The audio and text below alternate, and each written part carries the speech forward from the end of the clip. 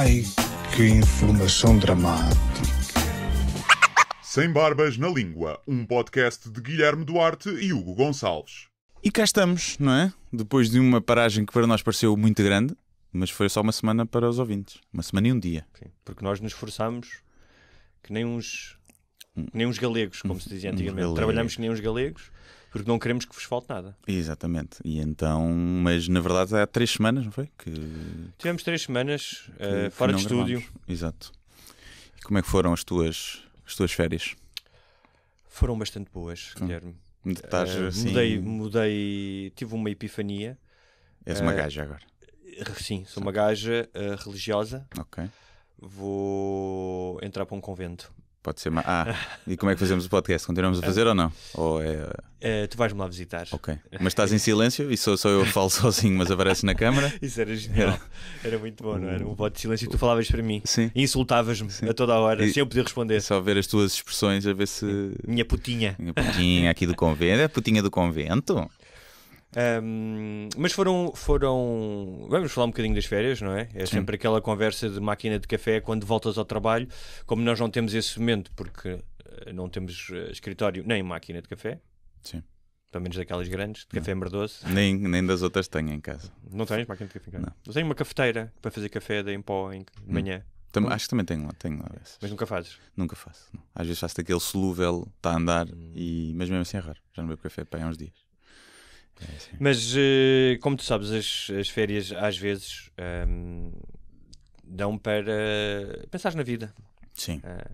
E como eu fiz 3 semanas e 3 semanas de paz, ou seja, que não envolveu grandes viagens, aeroportos, nada disso, foi tudo a sul de Portugal e em lugares com pouca gente e tranquilos. Bem, fez-me chegar a uma das conclusões, já tinha chegado há algum tempo, mas que é sempre reforçada, que é isto de trabalhar é giro, mas podia ser menos. Que às vezes é desnecessário, não é? As ansiedades de produção e de económicas, todas essas. Também me fez conhecer mais um pouco sobre a natureza humana, nomeadamente num tema que nos interessa, que é a mobilidade e a ocupação do espaço. Por parte do ser humano, em particular o gebo.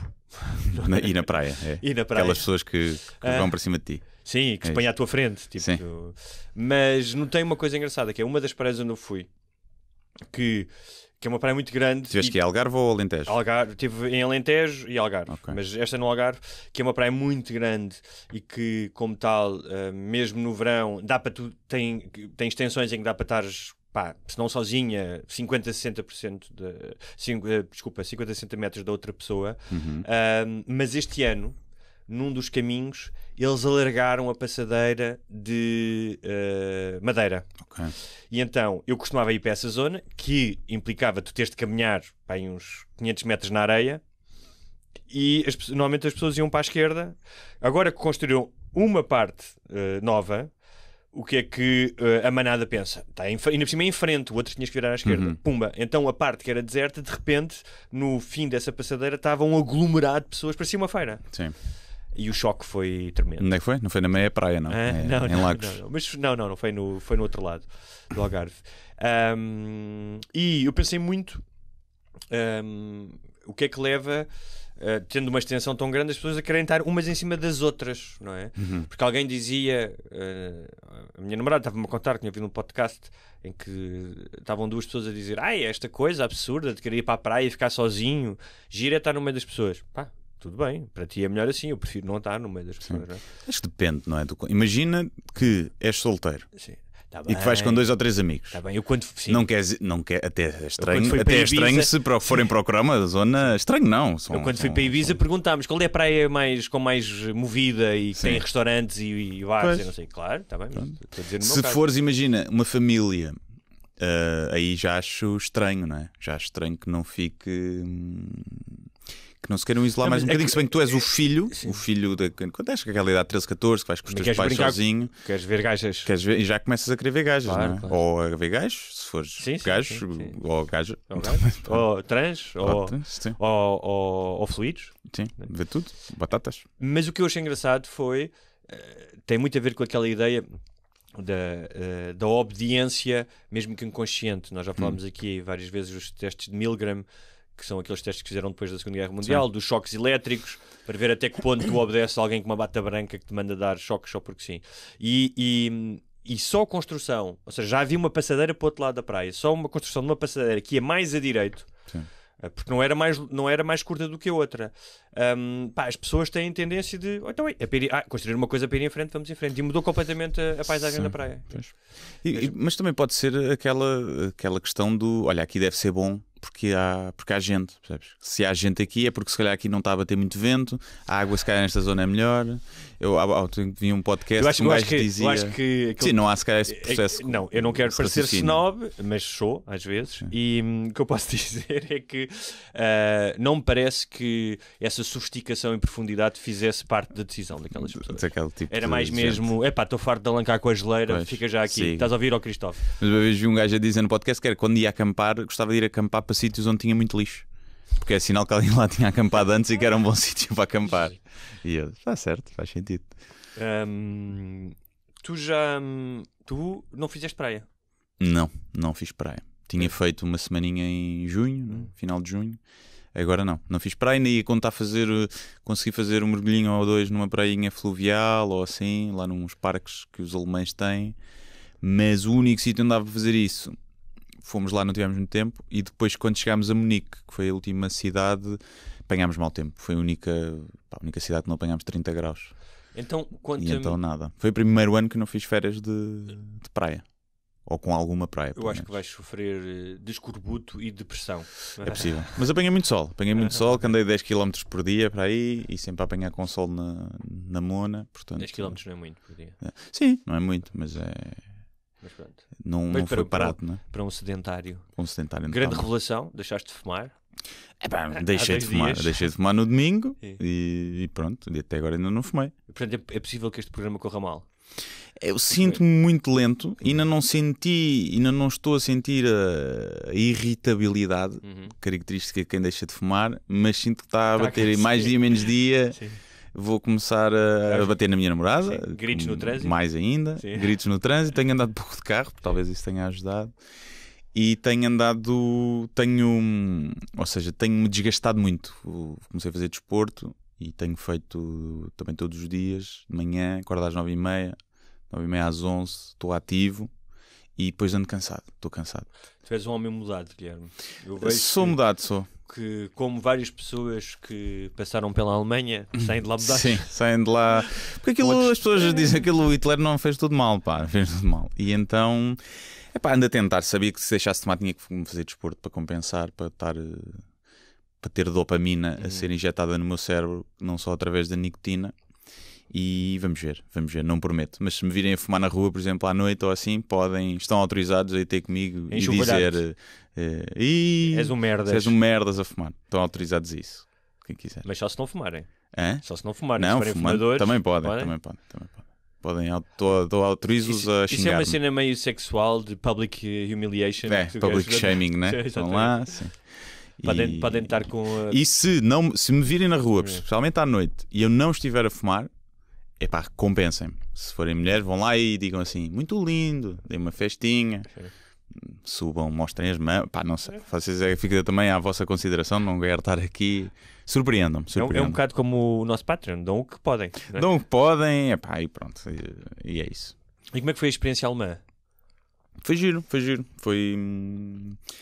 Foram alguns insights sobre a cultura e o país? São antipáticos, ponto final, já se sabia, mas são antipáticos. Por norma. Tu achas que são antipáticos ou são pragmáticos, indiferentes? Não, são antipáticos. Achas que há um esforço consciente para ser antipático? Não sei se há um esforço consciente, se tem a ver com não gostarem de turistas, se apanhámos algumas pessoas que eram fãs do Hitler e não sei, mas apanhámos muita gente antipática, mais do que é normal num país, principalmente quando és turista, que normalmente até és tratado de forma, não é? Com as pessoas quando vêm cá, os portugueses são tão simpáticos, os turistas, mas para os turistas somos mais do que se calhar para os nossos, pelo menos em alguns sítios. E então achei que eram um bocadinho antipáticos, Houve uma ou duas interações assim mais. Há muitas, tipo, imagina, vais do Uber, o gajo não fala. Epá, eu não considero isso antipatia. É só a maneira dele estar. E às vezes até é bom. Mas epá, várias vezes a atender, tipo, epá, a comida ou assim. Quando eles eram muito simpáticos, era quando no fim perguntavam: gorjeta quer dar? Nós já sabíamos, quando eles estavam a ser muito simpáticos, olha, este no fim vai pedir gorjeta. E nunca te gritaram schnell. Não, isso não. Depois, o que é que eu aprendi também é: não sabem comer, aquela gente não sabe comer. Epá, não sabe. É ridículo. É ridículo. Vamos receber um e-mail da Embaixada Alemã. Epá, é ridículo. Metam as salsichas e os schnitzels, que é os panados no cu, porque é a única coisa que eles têm. A única coisa. E não é fixe. E, portanto, foste a um restaurante indiano. A melhor comida... Aliás, tu vais a Berlim, por exemplo, e procuras 10 melhores restaurantes de Berlim. Todos. Ou asiáticos, ou italianos. Quase todos. Fui a um excelente vietnamita, que nunca tinha ido. Muito bom. Fiquei fã. Comi excelentes pizzas. Comi... O que é que eu comi mais? Pá, típico deles, comi... Lá está, salsicha com caril, que é aquela cena que, tipo, comes na rua, tipo fast food. Antes douradinhos. Caril, esse ingrediente tão tipo, alemão, não é? Alemão, né? E caril em pó, nem sequer põe o pó, o caril em pó, assim. E pá, tipo uns panados e umas batatas com sour cream, pá, que é ridículo. Sim, mas não viste a beleza do campo alemão, que diz que há bosques incríveis. Não, vi, não, país é bonito. A ordem urbanística, por exemplo. Sim, não, eu gostei muito. Já lá tinha ido a Berlim e a Colónia. E desta vez consegui, além de ter ido a Berlim, Hamburgo, depois fomos a cidadezinhas pequeninas, tipo a Rothenburg, a Altfaber, tem assim um nome estranho, tipo 10 mil pessoas. Aquilo parece sair de um conto de Natal. E Munique também gostei muito, Munique é muito giro. Portanto, eu gostei das cidades todas. Não... Tem alemães que estragam. E percebe-se que eles têm um nível de vida superior ao nosso. Ou não? Económico, não se nota isso? Pá, é assim, notas nos carros. Tens muito mais, tipo, Porsche, mas também são de lá, né? Mas a maioria dos carros são BMs, Mercedes, Audis, Porsche. São marcas alemãs, não sei se são mais baratas lá, provavelmente sim. E notas aí... De resto, não sei se nota, não, quer dizer, não deu para perceber. Vejo muitos sem-abrigos também, não é? Em todas as imigração cidades. Ilegal. Ilegal quer dizer, ilegal, ou seja, pessoas que estão na rua a vender coisas, como eu vi em Itália. Não, vejo pouco. Vejo pouco. Yeah, por acaso isso vejo pouco. Vejo poucos pretos. Por acaso, agora que estou a pensar nisso, não vejo muito. Não sei se são fechados a isso mesmo. Asiáticos, muçulmanos, não? Muçulmanos, não vi tantos como se fala, que é uma grande... Aceitaram 1 milhão de refugiados. Sim, mas não, por acaso não vi muitos. Também nas convenções do... asiáticos vejo imensos, mas turistas, sim. Mas também à convenção de supremacistas brancos a que tu foste também não era difícil. Pois, lá se calhar foi disso. Não sei se será mais para o outro lado, tipo Frankfurt, Leipzig, se receberam mais aí. Tiveste no território que era exclusivamente a República Federal Alemã ou tiveste em território da RDA também? Tens noção disso? Em Berlim, meio, não é? Sim. Ele estava ali dividido, mas acho que todo o sítio onde eu estive era da parte oriental, não é? A República Federal Alemã, portanto, sim. Da Rússia. Porque eu acho que era quase tudo. Sim, então, ok. Porque acho que apesar da reunificação ter sido feita há tanto tempo, parece que ainda existem algumas, não sei se a olhos vistos, mas que existem prédios, algumas. Né? Tens os prédios comunistas, que se nota bem, que são tipo, parece bairro social, e que era, eu estive a ver, e era tipo sobre, para não haver diferença, mas tal cena comunista, de sermos todos iguais, né? Então não haver possibilidade de expressão da individualidade, e eram todos iguais e todos mesmo muito práticos. Está aqui uma parede, está aqui um caixote com janelas, vão morar para aqui. E ainda se nota... Nota-se, eu acho que deve ainda ter ali o peso, né? Aquilo foi um país que fez muita merda, fez muita merda, né? As duas guerras estão ali nos ombros deles, mais essa questão da divisão, e nota-se ali muito um peso, principalmente em Berlim, acho que ainda se nota ali um pesozito. Em Munique achei mais cosmopolita e mas mais, de que forma é que gente mais bonita também. É que tu sentiste esse peso? Em quê? Não sei se tem a ver com isso, mas por exemplo, as pessoas não falam muito alto na rua. Tu vais a uma rua cheia de esplanadas, e se for em Portugal, ou Espanha, ou Itália, pode ser uma questão latina só. Eu acho que é uma questão de tu ouves barulho, não é? Ouves um sururu no ar, e ali não ouves. As pessoas são capazes de estar a jantar caladas todas no restaurante. E não sei se isso tem a ver com isso ou se tem a ver com... Não falas alto, vem o Hitler. Nem nos encontram. E fazes as mães para é uma questão fazes uma birra aqui no restaurante, eu chamo o Hitler. Os que faziam menos barulho foram os que sobreviveram mais, percebes? Pode ser uma questão evolucional. Os que conseguiam estar mais caladinhos. Sim, olha, Anne Frank, não conseguiu estar caladinha no sótão, pumba foi denunciada. Levou nas orelhas. Ainda eu sei que a Anne Frank foi na Holanda e não na... Para depois não mandarem e-mails. Sim. Mas olha, já que estamos... Mas de resto, giro. Depois ainda fui a Praga, já lá tinha ido. Muito giro. Tem gente a mais. Eu mal de Praga. Está tipo mais do que Lisboa ainda. Mais do que Lisboa, mas Praga é brutal. Quem nunca foi, é uma cidade mesmo bonita. Mas muito Disneylândia do despedida de solteiro, grupos de amigos. Agora sim. À noite está assim um bocado. E durante o dia está muito, muito cheia. E calculo que não seja a época alta para Praga, agosto. Deve ser mais ali outono, primavera. Porque nestas alturas o pessoal vai para destinos de praia, mas não. E de Praga alguma história a reter? Em Praga? Sim. Caí de trotinete, com os copos. Andar com os copos de trotinete, caí em frente a um polícia. E foi giro. Coitados dos polícias. Os polícias que trabalham nestas cidades devem ver um coisa da coisa. Eu nunca ia andar de trotinete. Eu ia arrancar a trotinete e aquilo fugiu-me do pé. Já não andaste mais? E eu andei. Não foi assim uma queda muito grande. Mas a história talvez mais gira foi... Na última noite em Munique, portanto, a última noite de férias, tinha um rato no quarto. Um ratinho ou um ratão? Um ratinho. Comecei a ouvir um barulhinho. A roer a madeira do chão que estava toda podre. E acendo a luz e vejo o ratinho a passar. Ia passar por baixo da cama e entrar para um buraco. E pronto. Não deixaste um bocadinho da tua Santos? Não, mas tinha lá bocados de pizza. Acho que foi isso que o cabrão andou a ver. E depois tapei os buracos com umas toalhas, porque tinha vários buracos. Mas o gajo acho que foi lá... Mas acordei sem nada ruído. Sem nenhuma ponta ruída, o que não está mal. Também não queria matar o ratinho. Coitadito. Tiveste sorte, normalmente nesses casos os ratos tentam entrar pelo esfíncter acima. Não sei se sabes que é quentinho. Sim, e ainda tem comida. Tem comida lá, né? Tem restos de milho. Eu tinha comido pizza de milho, por acaso. Ainda tinha lá inteiro. Pizza de milho. Isso é uma coisa alemã, não? Com milho. É pizza, é mais americana, acho. Pois, americano, muito milho.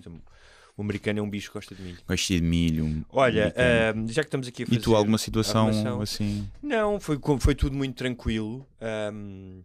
Muito tempo em casal e também algum tempo com amigos. Também é engraçado. Mas essencialmente praia... Beberam muito? São um casal que bebe muito quando está de férias? Não. Não é que vamos só beber um copo de vinho. Olha, já foram 3 garrafas. Não. Eu acho que eu passei uma fase... já vi mais, bastante mais do que hoje. Quando saía muito quando saía à noite e tal. Hoje, não. Tipo, eu gostava de beber a minha cervejinha bem gelada ao jantar. Também bebemos vinho, obviamente. Mas não de... Nós somos muito matinais. Acordamos cedo, curtimos a cena de bons, grandes, pequenos almoços. São essas pessoas irritantes nas férias, que acordam cedo. E muito marisquinho. Também muitas vezes comer em casa e comprar as cenas e fazer em casa. E agora foi ótimo porque li imenso. Li vários livros, tinha tempo para ler sem ninguém para me chatear. Não trabalhaste nada? Fechei. Tinha uma cena a dizer só, não tenho acesso ao e-mail. Sim. E aquilo que eu disse no início, que eu sei que é um lugar comum, mas pensar muito bem, um gajo está cá há pouco tempo, pensar muito bem até que ponto não é deixar de trabalhar, sabes? Eu não sou daqueles gajos que eu gostava de deixar de trabalhar completamente. Não, ou seja, há coisas que eu quero continuar a fazer e escrever, mas independentemente da pressão económica, que todos nós sentimos mais ou menos, não é? Apesar de que há gente que vive com menos que nós e que provavelmente não tem tanto stress como nós. Sim. Portanto, o stress também é um bocadinho autoimposto. Mas pensar, se calhar, ter mais tempo livre ao longo do ano. Percebes? Porque eu realmente percebi o benefício de fazer 3 semanas e fazia mais uma. Se calhar também não fazia mais, percebes? Também queria voltar, mas mais uma aguentava na boa. E senti mesmo um relaxamento e eu acho que esta questão do trabalho, e nós dois temos isso em comum, que temos que ser produtivos e temos sempre a fazer cenas e temos dificuldades, se calhar, em relaxar, em não pensar em nada. Sim. E é um bocadinho como os vícios das drogas e do álcool, que é, fazem-te mal, mas tu estás ali naquela rodinha do rato, não é? E depois quando sais é que tens a perspectiva de dizer, afinal não era preciso tanto. Sim, mesmo assim não consegui desligar totalmente. Acho que ainda fiz tinha uma crónica por semana para fazer, pronto. Isso então, sim. Fiz na viagem, cheguei a fazer uma no carro, com o computador ao colo. Não desliguei totalmente. E também tinha uma coisa, era que a tua viagem exigia uma logística maior. Estás num país estrangeiro, estás a mudar mais vezes de cidade, não é? Sim, nesse aspecto não foi assim tão cansativo quanto isso, em termos físicos, por acaso. Mas exige mais. Mas exige mais. Eu fui para 2, 3 sítios e cheguei lá e tipo. E as viagens entre os sítios foi no máximo 1h30. Pois. É? E havia um bocadinho mais esse stress, mas depois não me sentia desligado totalmente das redes sociais. Eu desliguei. Quer dizer, não fiz um post. Eu ia fazendo só no Instagram, tipo, posts de férias, estás a ver? Sim. Pronto. Mas mesmo assim, muita foto, a tirar foto, tipo, sempre com o telemóvel na mão a tirar fotos e não sei o que mais. Não senti não andei tipo no Facebook ou isso, não muito, quase nada, até tipo, estava bloqueado.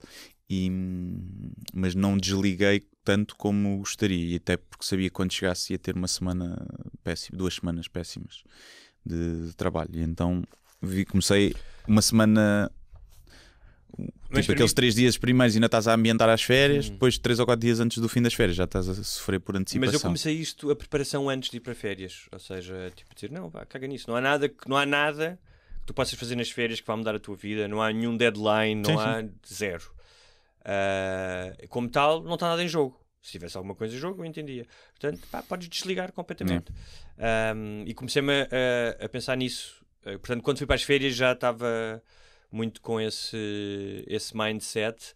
E juro-te que vi isto como um triunfo, porque já há muito tempo não passava tanto tempo de férias e tanto tempo tranquilo. E depois tinha algum medo também de regressar, porque há sempre aquele luto do fim das férias, não é? Tu às vezes até queres voltar, mas mas tive isso curiosamente no dia antes de voltar, e que foi só ali de manhã, uma espécie de, eu chamo uma quietude inquieta, que estava tudo calmo, aquilo era a pé da praia, um ventinho e tal, mas havia uma inquietação parecia que é um funeral nesse dia. Mas pronto, fiz o luto numa manhã e cheguei e pronto, já estou aí cheio de adesão outra vez. Já trabalhaste ou ainda não? Já, então logo segunda-feira. Não trabalhaste? Sim. Mas outra coisa que eu disse é, vais começar devagar. Eu acho que é aqui, não sei se tem a ver com a cultura, se tem a ver com a minha própria educação, e acho que a minha infância e adolescência dirão alguma coisa sobre isso, mas a ideia de que se não trabalhares tantas horas ou não produzires tanto, és um preguiçoso, ou não estás a fazer aquilo tudo o que está ao teu alcance. E isso não é absolutamente verdade. Sim, é aquela velha máxima do work hard ou work smart, não é? Claro. Às vezes tens pessoal que trabalha muito menos horas, em termos de... mas está muito mais concentrado, não é? É muito mais... Ou seja, tu estás... Isto é válido para as nossas profissões, como quando eu era informático, havia muita gente que estava efetivamente sentado em frente ao computador muitas horas, mas não estava a trabalhar, não é?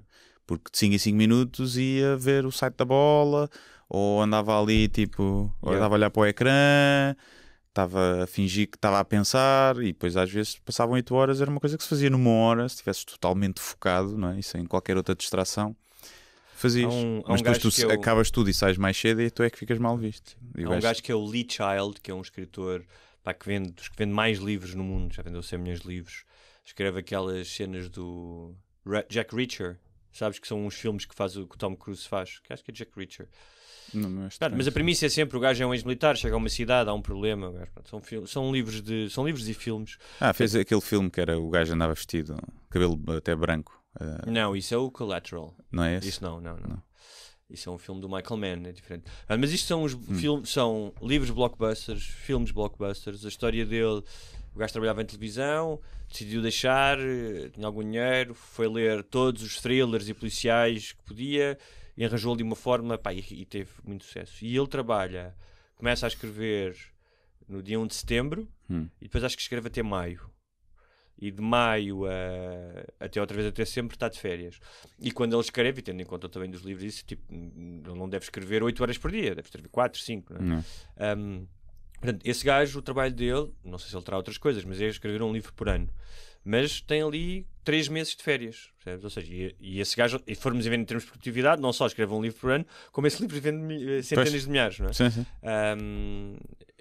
Era uma coisa que eu não me importaria de... Nem sequer estou a falar da questão do dinheiro. Era, ou seja, com o dinheiro que tenho hoje, mas conseguir ter mais tempo livre. Porque eu acho que é essencial para a criatividade. Porque mesmo eu não estava a trabalhar e fiz uma promessa que era, mesmo que tivesse uma ideia, não a explorar conscientemente, não me sentar, tipo, fazer o trabalho executivo. Anotava só. Mas anotava coisas, obviamente, porque o cérebro também não posso desligar o cérebro. E eu acho que é bom fazer esse pousio, meu. É como a terra, sabes? Tipo, ok, cultivaste isto, mas agora deixas uns meses e para o ano cultivas mais. Sim, só que é tudo muito... fast food, né? Aqui nestas indústrias, e é muito difícil, né? Se quiséssemos agora desaparecer durante 2 anos, provavelmente quando teríamos perdido muitas oportunidades no meio, quando voltássemos, e muito público também, né? Não quer dizer que não pudesses voltar com uma ideia incrível que partia tudo, ou com um livro, ou com uma série, ou com uma coisa. 2 anos parado também. Sim, não, também não.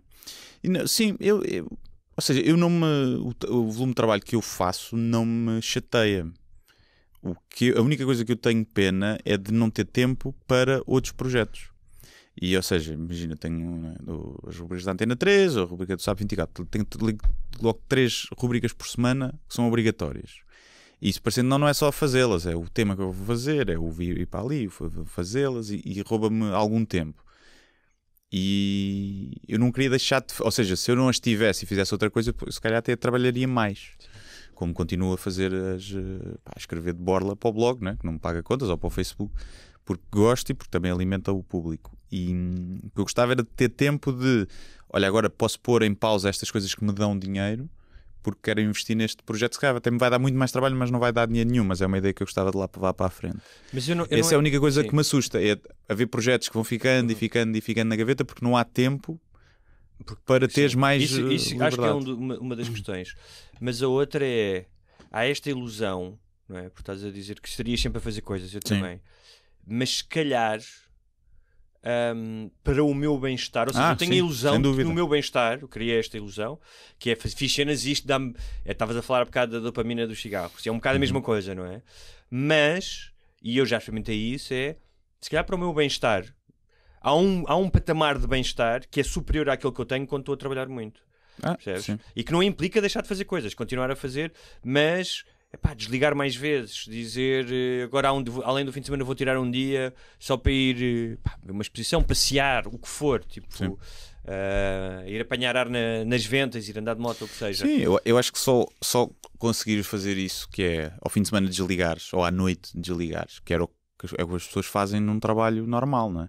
Que chegam a casa, e salvo. Mas há algumas exceções, mas há mesmo pessoas que no trabalho normal, claro, estão a pensar nele. Não, então e e-mails, ou seja, com a cena dos e-mails, claro. Eu vi pessoas, uma vez íamos de barco para ir para a praia e estava uma mulher a falar ao telefone como se estivesse no escritório, sim.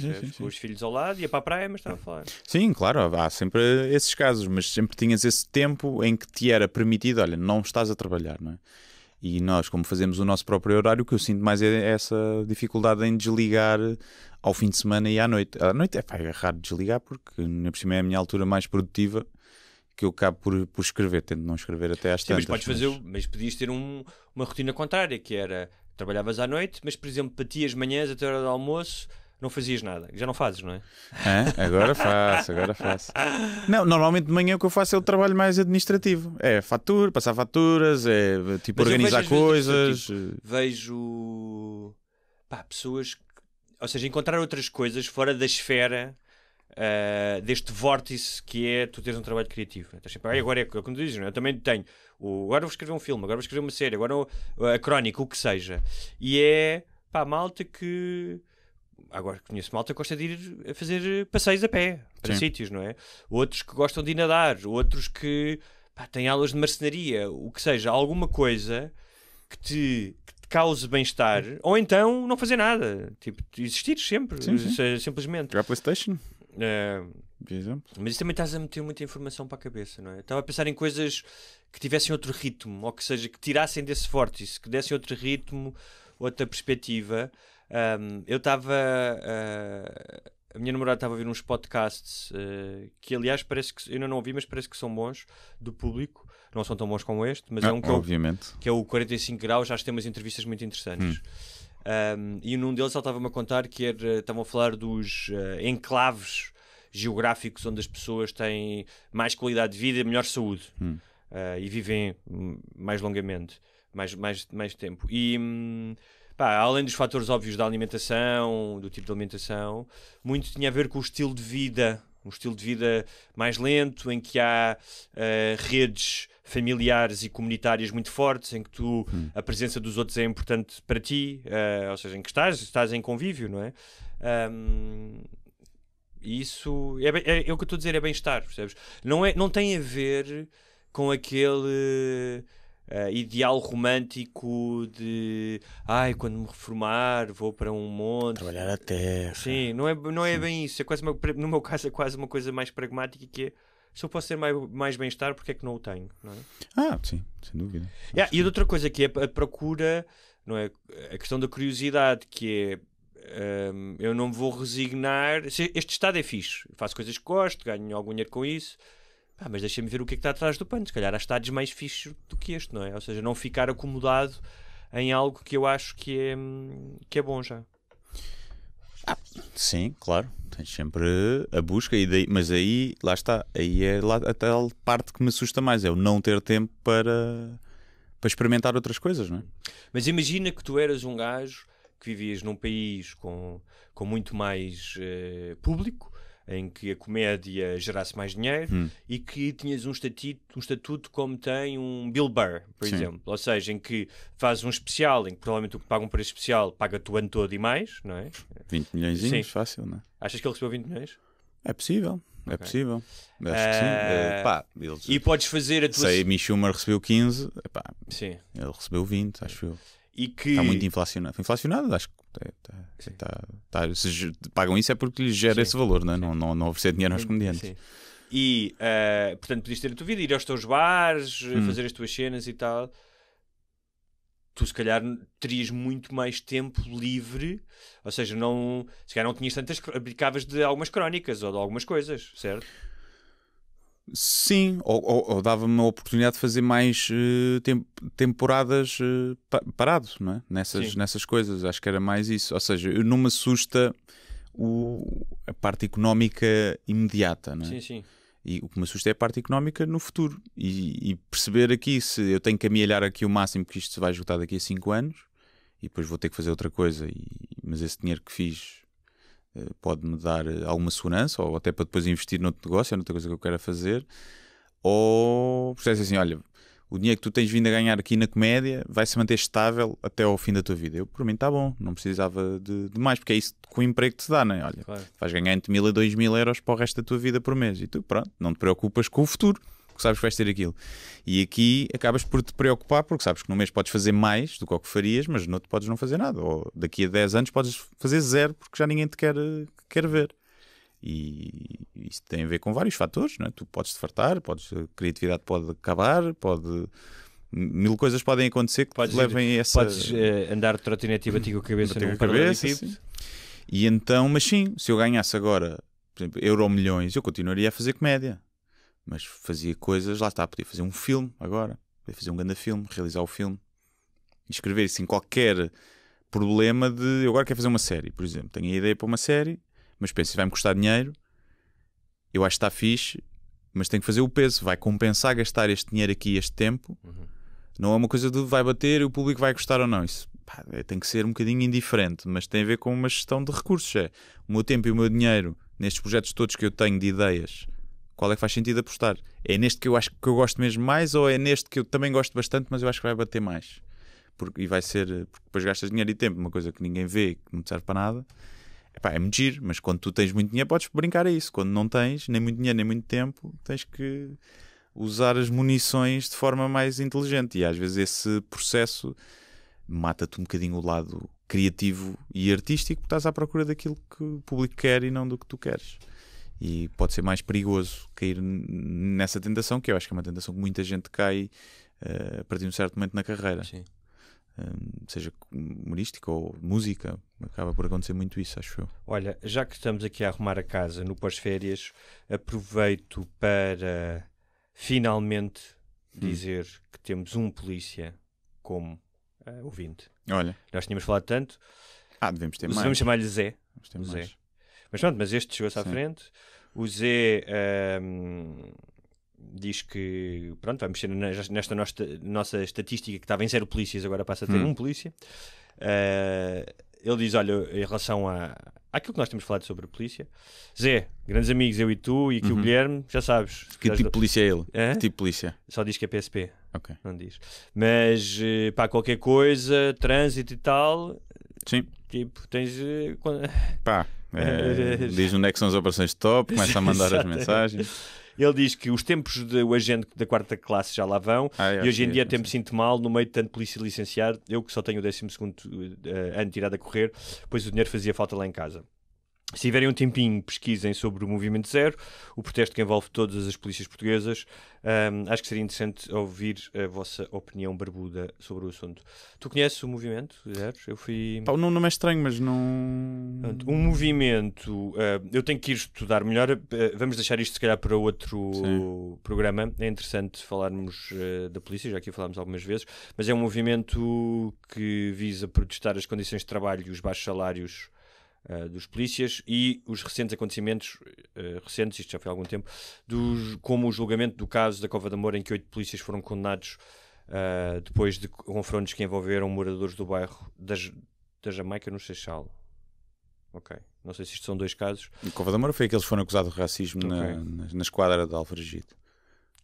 O do bairro da Jamaica foi aquele que foi filmado. Okay.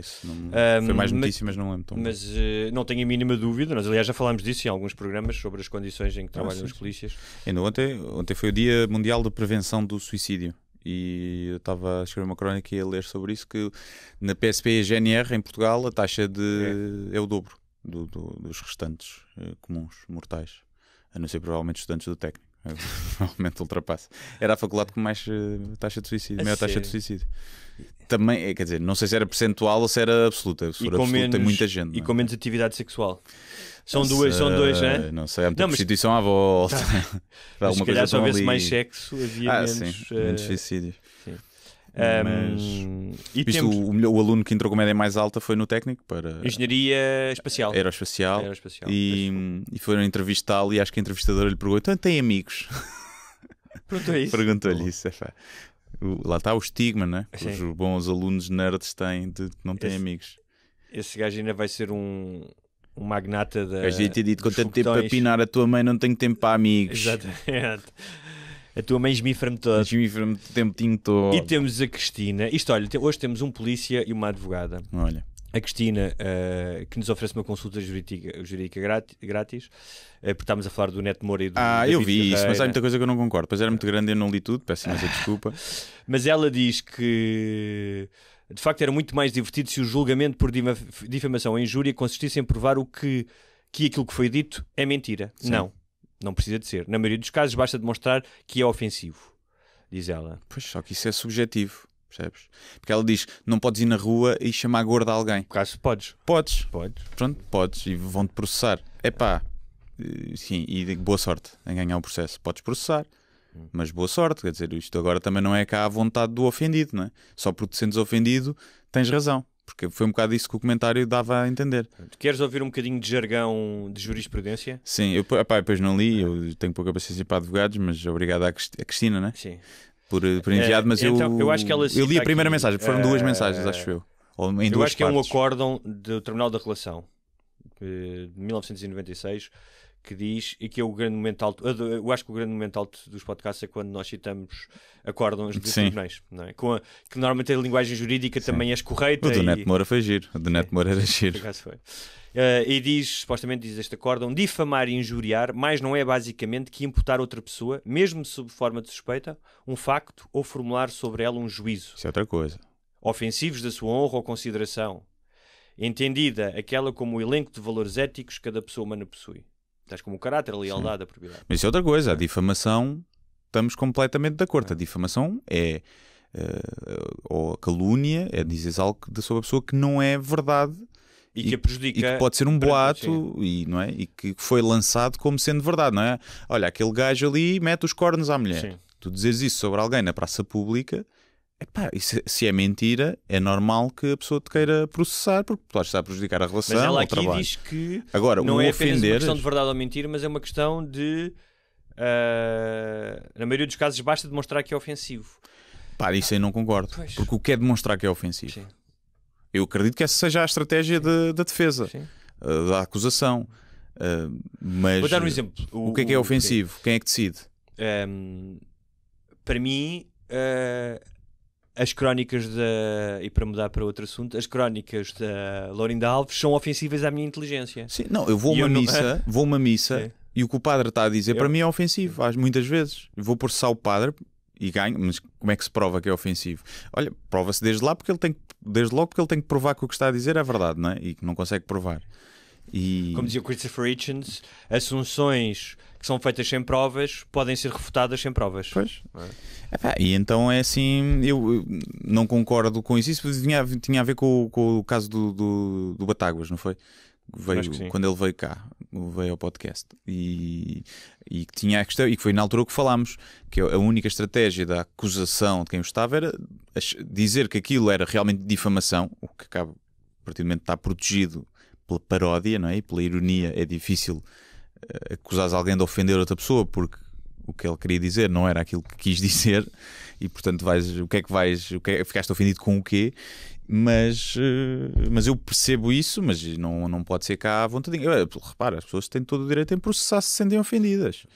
Mas felizmente vivemos num país em que... Tu podias utilizar isso nas escolas, não é? Porque nas escolas, ou porque levaste os ténis errados, ou porque fizeste o que seja, tens o penteado errado, há sempre o gozo com o outro. Claro, e estes choninhas, não sei o quê, não sei. Imagina processares no trânsito, um gajo passa por ti, faz-te um manguito e tu vais processá-lo. Sim.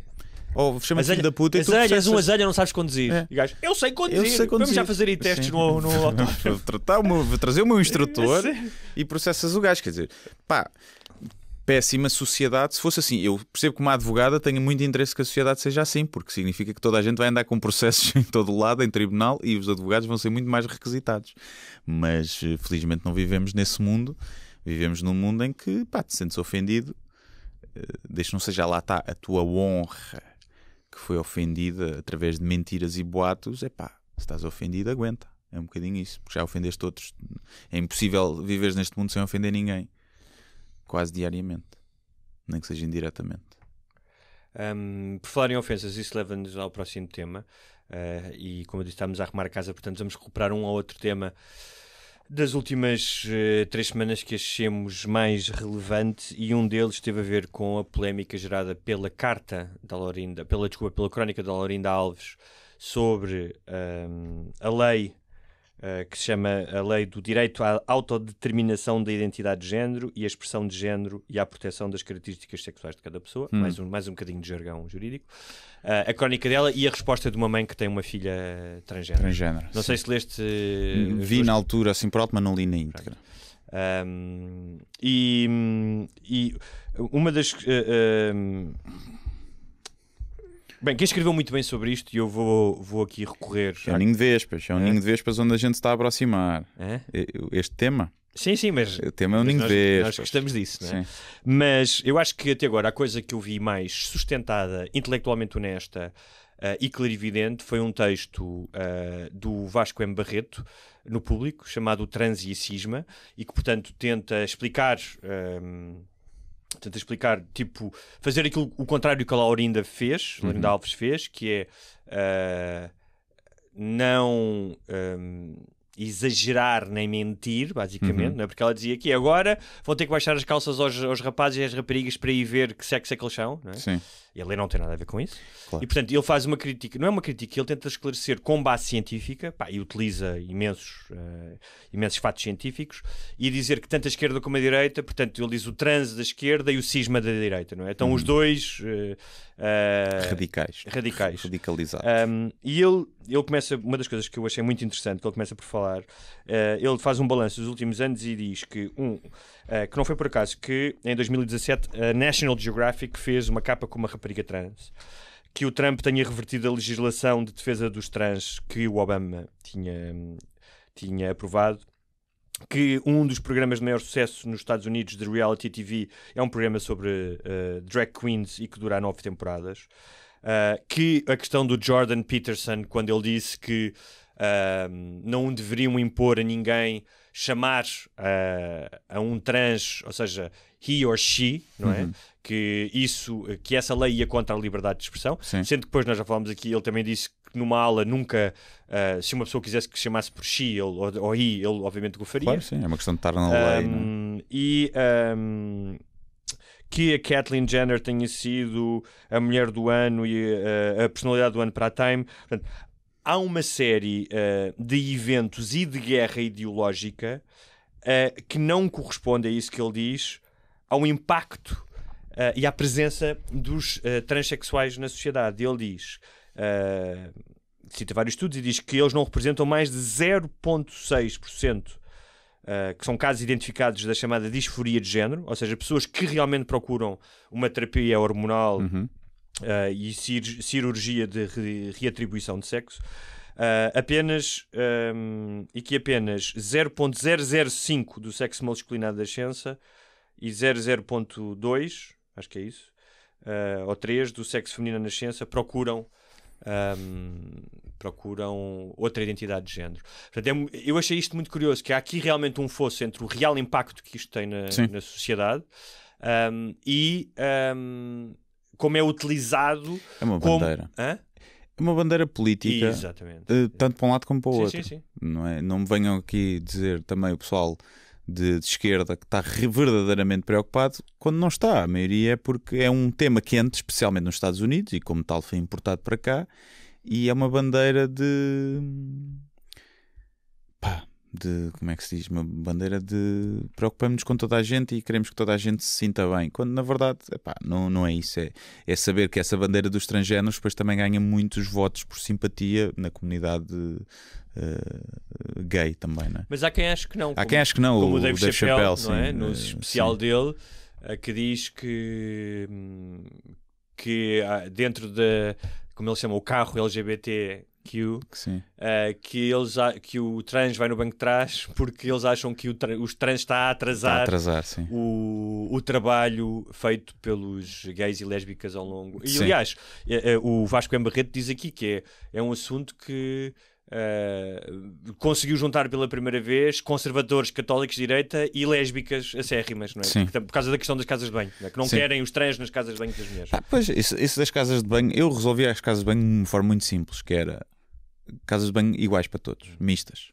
Casa de banho, género único, unissexo. Acabou a brincadeira.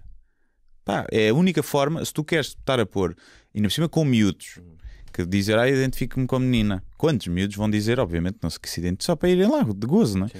E depois estou numa idade, quando és adulto, tu és o que tu quiseres, mas quando és criança é mais... Podes estar a ser muito influenciado até por quem tens em casa, não é? Mas era unissexo. Unissexo. Sim. Mas tal como os balneários deviam ser unissexo. Voltamos. Repara, tu queres a bagunça erótica. Não é? Há uma coisa que eu acho que já falámos aqui, que é: porque é que existe uma divisão homens e mulheres nos balneários dos ginásios? Uma questão sexual, não é? Mas sabes que em certos países não existe. Pronto. Na Alemanha, na Suécia. É que se tu assumires que tu divides homens e mulheres num balneário porque devido à atração sexual, então tu tens que dividir heteros e homossexuais. Tens que dividir, é o mesmo princípio, não é? Sim. A não ser que depois ponhas o princípio de porque os homens podem agarrar nas mulheres e abusar delas, e entre homens é mais equilibrado, depende. Também há gajos que te agarravam em mim claro, e ti. Sim. Mas eu esperneava, apertava o cozinho com força. Não, mas ou seja, tinha que ser, não é? Tinha que ser, porque se tu separas homens e mulheres, tinhas que separar gays e heteros. E mesmo assim, quer dizer, os gays tinham que ficar sozinhos, porque não é? Gay com gay também há atração sexual. E então como é que tu tens um balneário assim se separas homens e mulheres com base na atração? E então eu resolvi isto, que era, vamos experimentar. Mas já há imensos sítios com casas de banho unissex. Sim, há restaurantes, poucos, há bares, sim, mas há alguns. Quando não têm espaço para fazer duas, sim, basicamente. Mas voltando à questão da Laurinda Alves, também como símbolo do que acontece hoje no debate sobre as ideias, que é, a crónica dela é desonesta intelectualmente porque mente e porque faz assunções que não são legítimas e que foram feitas também durante o casamento gay, que é do género, a sociedade vai, como a conhecemos, vai acabar, a família tradicional vai acabar. Pedófilos. E portanto, na cabeça dela, a lei não existe. A lei existe para isto e está muito clara. A lei não existe, ou seja, a lei, não estou a falar de uma agenda de esquerda, a lei como está aprovada existe pelo seguinte: se houver uma criança que de alguma forma for identificada como tendo uma disforia de género, tal como se tiveres uma criança autista ou com outro problema, deve haver alguém na escola que seja responsável por fazer a ponte entre a família, entre a escola, claro, de forma a essa criança não se sentir ostracizada, portanto terá acompanhamento psicológico e ver se há a possibilidade de, se isso for uma questão, ela frequentar a casa. Imagina, pode haver uma criança que tenha disforia, não é? Sim. De género e que quer ir à casa de banho do... Imagina, um menino quer ser menina e quer ir à casa de banho dos meninos. Portanto, põe-se isso. Então, mas agora pode escolher? Ou vai a uma ou vai a outra, tem que escolher, não é? Sim, mas a ideia que há aqui é: há uma campanha, agora é moda. Antes queriam ser todos panaleiros, agora já querem ser todos transexuais. E não é assim, porque não só não é uma moda, portanto, isso está bem estudado. Há de facto, imagina mesmo que há o Vasco Barreto, no artigo do Público, fala disso. Sim. Que houve nos últimos anos um aumento de procura, especialmente entre os homens que querem ser mulheres, de procura de terapias e de cirurgias. Sim. Isso pode ser porque há uma maior abertura e, claro, portanto, deixam de ser. Nunca é moda, ninguém corta a picha por moda. E mesmo que. Ninguém corta a picha por moda. Por muito tu gostes de seguir as tendências e que sigas influencers, olha, este influencer disse para mas não é só isso, que é. Esta lei não tem nada a ver com... as crianças agora podem começar a fazer terapia de redefinição de género. Não é nada disso. Não, é só... Sim. Esta questão, que é a questão de esta criança sente-se de outra maneira, vamos lidar com isto. Sim. E não é uma campanha para que toda a gente seja transexual. E é como tu dizes, são coisas demasiado importantes e até biológicas. Sim. Está estudado, o artigo do Público fala disso longamente, que está estudado que há realmente uma dissintonia entre o funcionamento do teu cérebro e o teu género sexual. E a ver se eu encontro isso. É muito engraçado porque um dos testes que fizeram em relação a isso... Mas sabes que há muita gente contra isso, principalmente as feministas radicais, porque isso pressupõe que há uma diferença entre o cérebro masculino e feminino. E por daí ser considerada disforia, que significa que tu tens um cérebro de um género que está no corpo de outro. Ou seja, tu, para assumires que existe a transexualidade real, ou seja, física, que não é um transtorno psicológico, como muita gente acha, não é? Eu não sei se é ou se não é, mas os estudos indicam para que não seja. Tens que assumir que há um cérebro de homem e um cérebro de mulher. E isso vai contra os princípios de somos todos iguais. Não, mas essa questão é... Tu recusares isso é recusares a lei da gravidade. Pronto, ou seja, há muita gente que... Sim, mas isso é ciência, isto não é política, é ciência. Sim. Não, mas não é isso é. Desde a formação do feto, que os cérebros dos homens e das mulheres são diferentes.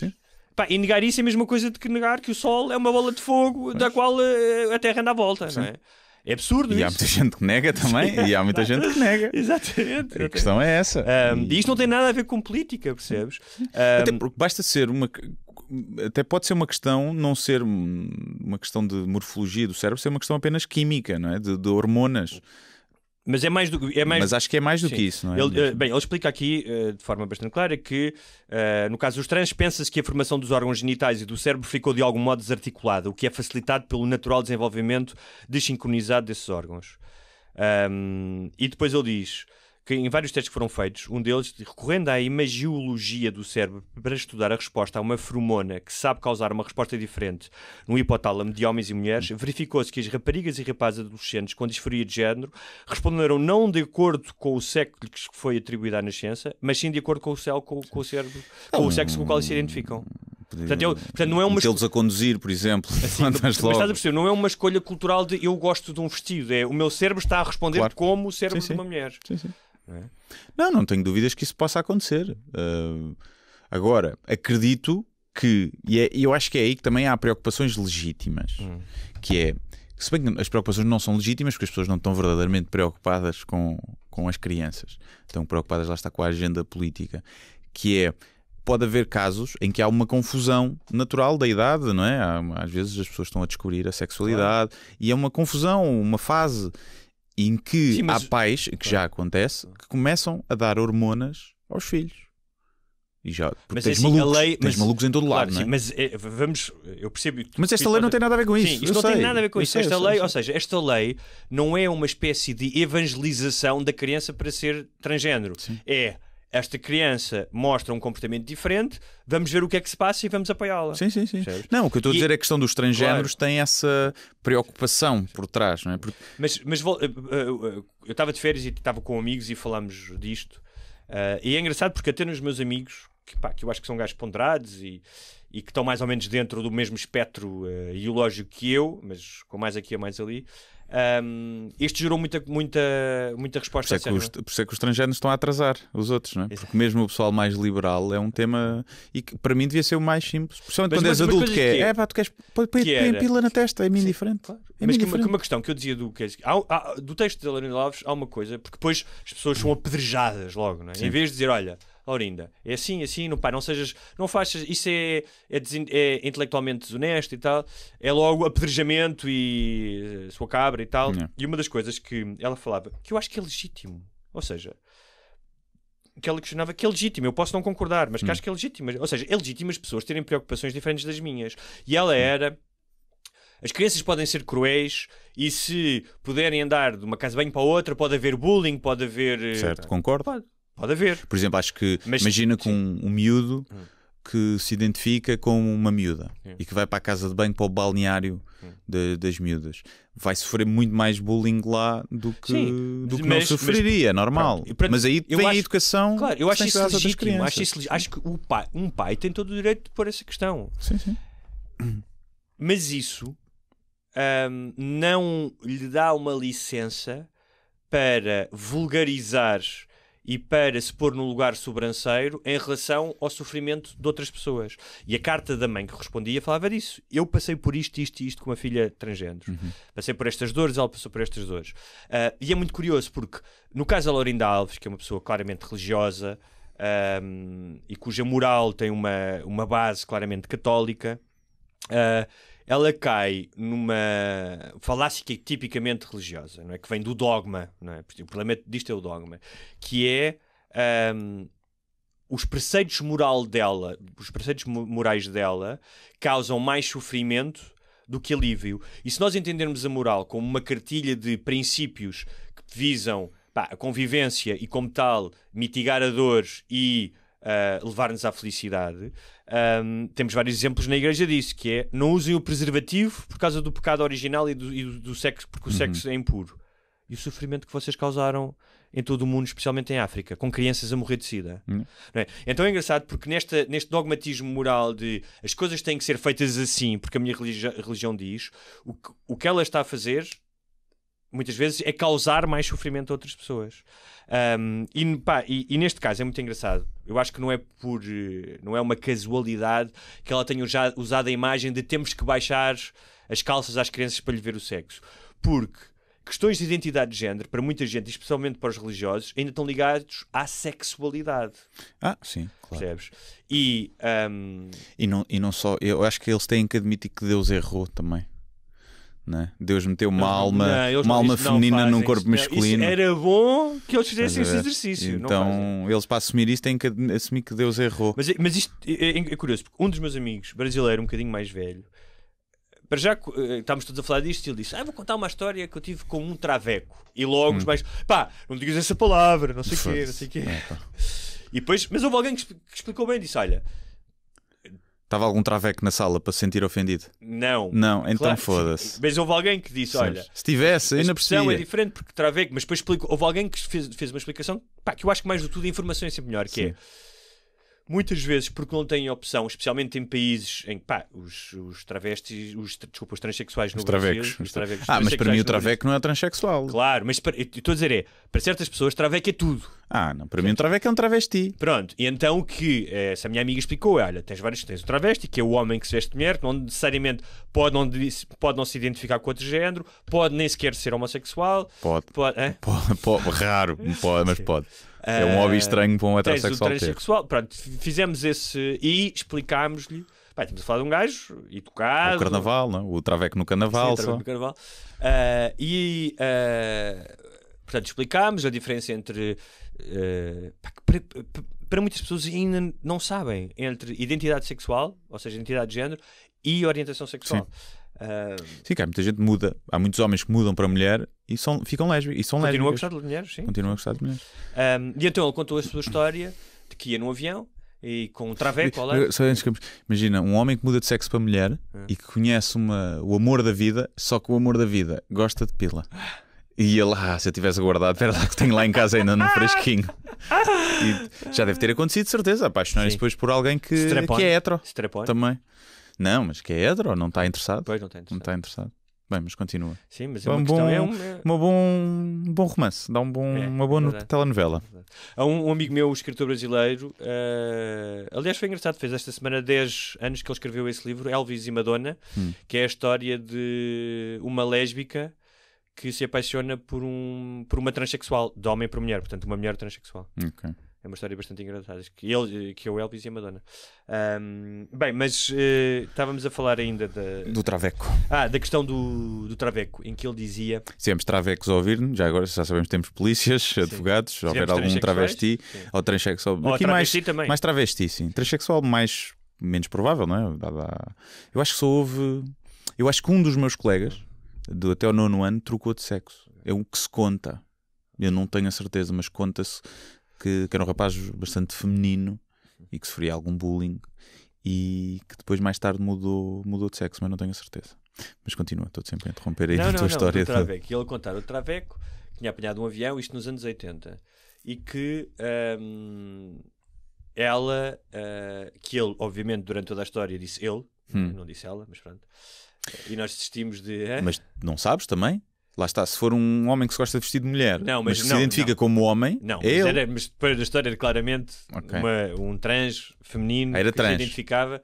Sim, sendo que nos anos 80 não havia o conceito de transgênero. Depende, eu sempre tive essa dificuldade, que quando é que tu consideras o trans? É quando muda de sexo. Não. É quando se identifica. Quando a pessoa se identifica, exatamente. Pois, só que isso também, percebes? Eu aí sou um bocado mais retrógrado. Que é... Mas tem que estar vestida a mulher, ou não? Percebes? Não sabes? Como é que tu sabes? Sim, mas normalmente está. Ou seja, a maioria das pessoas que querem fazer essa... Sim, mas imagina que tens um daqueles senhores que se veste de mulher à noite e trata-lo por ela. Pode ficar ofendido também. Também, mas essa pessoa não assume todo o tempo a sua identidade feminina. É alguém... Claro. Porque isso depois é alguém... Quando tu vês alguém, não sabes se é só um fetiche. Mas quando tu vês alguém na rua, um gajo vestido de mulher, também não sabes se é só perder uma aposta. Pode ter perdido uma aposta. Não compliques. Não é? Pois é complicado. Era claramente uma pessoa que assumia a sua identidade feminina e que estava a chorar imenso e que ele dizia, vamos beber um whisky e tomar um comprimido, não estou para aturar isto. E quando acordou, ela ainda estava a chorar e ele finalmente perguntou-lhe então, o que é que se passa e tiveram uma conversa muito longa. Mas ele estava lá com ela? Estava lá, com ela? Só, Mas foi aqui, na viagem? Na viagem de avião. Ok. E quando acordou, não havia essa Quando acordou da viagem. Quando acordou. Tipo, fui à discoteca e saí lá. Saí lá, achei estranho. E comecei a ver ali a Macendadão. E estava-lhe a contar a história. Como é o caso de muitos transexuais brasileiras, ou em outras sociedades, que sendo recusados pela família, muitas vezes, sendo recusados pela sociedade, pelo mercado de trabalho, têm que recorrer à prostituição. Ou seja, não é porque é fixe. Tem. Muitas vezes tem. Sim. Tá mais... Mas os outros trabalhos. Hã? Os outros trabalhos. Não conseguem arranjar trabalho muitas vezes. Exatamente porque há uma discriminação enorme. Tal como os negros nos Estados Unidos. Eu percebo, chato, mas mete um fato. Disfarça durante o dia, pá. Repara, não, eu estou a pôr isto aqui, estou a fazer de advogado do diabo, mas tu quando és preto, tu não podes pintar a cara de branco para ir trabalhar e arranjares um trabalho. Pronto. Porque se os negros pudessem fazer isso na altura que eram discriminados... Podes. Tu não podes. O Fluminense, a equipa de futebol brasileira, até determinada altura que os negros não podiam jogar, metiam-lhes pó de arroz e eles iam jogar como se fossem brancos. Aliás, os adeptos do Fluminense chamam-lhe os pó de arroz por causa disso. Portanto, podes. Mas seriam casos, estavam lá longe... Mas estás a ver como é absurdo? Sim. Ou seja, alguém que se assume como mulher vestir um fato para ter um emprego? Não. Desculpa, mas repara, estamos a ver as opções. Uma opção é isto de prostituir. A outra opção é pá, olha, durante 8 horas mete um fato e vais trabalhar para o banco e finges que és um homem. Sim. São as duas opções em cima da mesa. Claro, mas há aqui mais condicionantes, porque muitas vezes estamos a falar... Isso também há condicionante pá, eu meti-me na droga porque nasci num bairro mau. Certo, é uma atenuante, mas não é desculpa. Claro, mas neste caso, muitas vezes, como sabes então na questão do Brasil, são pessoas que vêm de meios profundamente carenciados, sem algum de apoio, portanto, não... eu percebo o que é que tu estás a dizer. Percebo mais essa desculpa. Olha, vem do meio carenciado e por acaso é transexual e então, olha, foi-se prostituir, não é? Ou como poderia... Mas repara, tu estás a fazer esse exercício da isto é a mesma coisa do pessoal que tem os braços tatuados, isto simplificando, obviamente, e ofendendo muita gente, mas o pessoal que tem os braços tatuados e dizer, não, eu não arranjo trabalho porque não estou para usar camisa a tapar as tatuagens, porque isto faz parte do que eu sou. Coisa. A certo ponto é. Não, portanto, a certo ponto é. Sim, acredito que te cause traumas mas a prostituição não te causa de problemas depressivos e mentais e piores e de insegurança do que fingires seres outra pessoa? Fingir como? Fingires que és um homem. Ou no caso de um homem que se identifica com a mulher. Estas pessoas não estão a fingir. Não é isso. Eu estou a dizer que... fingir durante o dia que é um homem. Sim. Então, mas isto causa-te mais traumas fingires que és um homem durante 8 horas ou andares a prostituir-te? Calma, é isso que eu não estou a perceber. Eu acho que nós estamos aqui a fazer um exercício sentados neste estúdio. Claro. À distância que é a equação não é tão simples como isso. Não é tão simples como... Olha, no cenário ideal é ou vais chupar pilas na rua à noite ou podes vestir de homem durante o dia e ir trabalhar. Sim. Não sei se a equação é tão simples como isso. Há outras condicionantes. Mas isso é o que eu estou a dizer. Ou seja, que não deve ser. Nem todas as prostitutas transexuais foram colocadas apenas perante este dilema, percebes? Ou seja, há muito mais circunstâncias. O que eu ponho, o que eu estou a pôr é exatamente na mesma categoria de qualquer outra prostituição, em que tu tens aqueles que calhou irem para lá, aqueles que vão para lá, ou aquelas por facilitismo, claro. que a profissão traz, depois de passares a parte chata, que é as papichas que não gostas. Ou seja, há uma série de fatores. Eu não acho que era assim, eu podia ser um alto cargo de um banco, só que tinha que me vestir de homem, então vou os papichas na rua, percebes? Acho que não pode ser esse, não é? Sim. Porque se for esse, então azar o teu. Voltamos ao avião e ao meu amigo Traveco. E que, portanto, estava-lhe a contar essa história, passou por isso, ainda por mais nos anos 80, não é? E mesmo utilizando palavras como Traveco e chamando dele, pela primeira vez, e ele ao contar aquela história, e ao recordá-la, houve um exercício de empatia, não é? Tal como eu espero que a Laurinda Alves, ao ler a carta da mãe, da miúda transexual, tenha um exercício de empatia. O This American Life, que é um podcast, falou disso há um ano e tal, fizeram uma experiência e aproveitaram durante as eleições, não sei se foi as últimas do Obama, mas que, sabes que os Estados Unidos vão muito de porta em porta, bater, falar sobre o candidato, e aproveitaram para falarem de alguns temas faturantes com as pessoas e levaram as pessoas relativas a esses temas faturantes, transgêneros, gays, e junto de pessoas que eram, por exemplo, contra o casamento gay, não é? E o facto de tu sentares alguém que lhe conte a sua história pessoal e lhe diga, olha, eu cresci assim, não podia vestir-me desta maneira, o simples facto de tu olhares alguém na cara e ouvires a sua história pessoal fazia com que essas pessoas pela primeira vez considerassem mudar de opinião. Portanto, a ortodoxia da opinião muitas vezes tem como base a distância e a ignorância, o outro e eu, não é?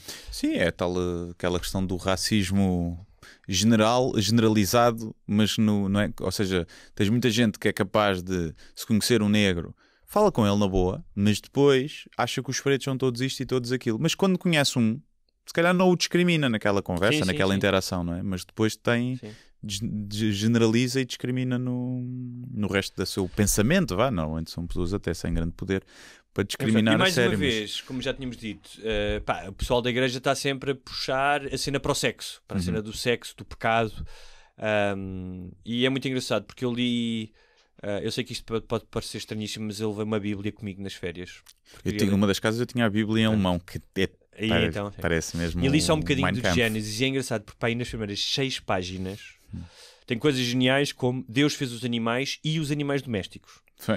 Já eram domésticos. Já ele decidiu logo: vaca, tu vais ficar fora, gato, tu podes viver entre. O cão nunca foi lobo, então. O cão nunca foi lobo. Não, o cão nunca foi lobo. E é engraçado porque logo nas primeiras páginas tu tens a semente que se propagou ao longo de milénios e que impregnou a cultura, que é a mulher é menos. Está lá logo, percebes? É feita da costela, 2, portanto, vem a seguir, é ela que come o fruto proibido e, portanto, que desgraça. Haja merda, pois. Desgraça merda. E é lindo porque o Adão chiba-se todo. Sim. Porque há uma cena, eu tinha esquecido dessa cena, há uma cena em que Deus está a passear pelo paraíso. Porque é normal, Deus gosta de passear em jardins. É como quando o CEO vem à fábrica, né? Sim, e vira-se para o Adão e diz: o que é que é mesmo quase do género? O que é que fizeste? E não sei o quê, porque é que estás tapado? Porque acho que é assim, porque ele teve vergonha, porque antes eles estavam nus e não tinham vergonha, logo conhecimento associado a vergonha. Portanto, comem da árvore do conhecimento, vergonha associada ao sexo, não é? Ainda para mais. E ele chiba-se todo e diz: foi ela, foi a Eva. É puta. Sim, portanto, logo aí as pessoas podem dizer: Hugo, tipo, isso é super rebuscado, estás a falar de uma coisa que vem na Bíblia.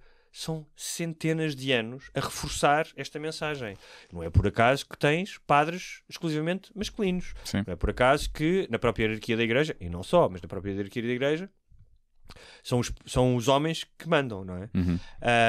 E aproveitando que estamos a falar de religião, podemos fazer também a transição para um tema rápido nesta arrumação de casa, que foi, temos um novo cardeal, e eu parece que não via Portugal assim desde que ganhámos o Euro.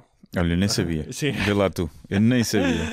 Acho que nem vi nada. É engraçado porque a crónica seguinte à do transexual da Laurinda Alves, foi uma carta ao seu amigo José Tolentino Mendonça, que é assim que ele se chama, que eu não conheço pessoalmente. Dizem que é um bom escritor, não conheço bem a obra dele. Já ouvi. Mas esse é o cardeal? É que é uma pessoa bastante interessante. Quais é que são as habilitações que é preciso para ser cardeal? Não sei. Tens de fazer parte da... ele já estava na Cúria Romana, acho eu, já estava no Vaticano há algum tempo, e aqui isto é que me interessa. Tens de fazer parte da seita desde Sim, novo, não é? Mas tens que relevar algum, imagino eu, tipo, é como na política, imagino eu. No caso dele...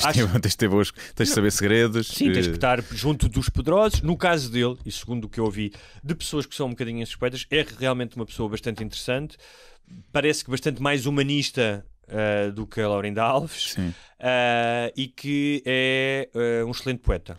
O outro cardeal era aquele que morreu. Como é que se chamava o gajo? O gajo fumava. Tinha arte de quem fumava 3 maços por dia. Esse gajo, sim. Esse gajo tinha... O Policarpo, não é? Policarpo, esse gajo tinha ar da máfia, pá. Eu ia dizer a mesma coisa. O gajo podia ser capa da máfia. Tinha mesmo um ar horrível, máfia e igreja não tens assim muita distância, não é? Nasceram os dois, são os dois agora, ali na Itália, não é? Sim, uma coisa que eu achei curioso é que ele já estava em Roma e era responsável pela Biblioteca Secreta do Vaticano. E eu pensei, Biblioteca Secreta do Vaticano, para uma instituição tão transparente como a Igreja Católica, não é? É muito curioso que tenha uma biblioteca secreta. E depois, tipo, que livros é que estão lá? Kama Sutra para crianças, não é?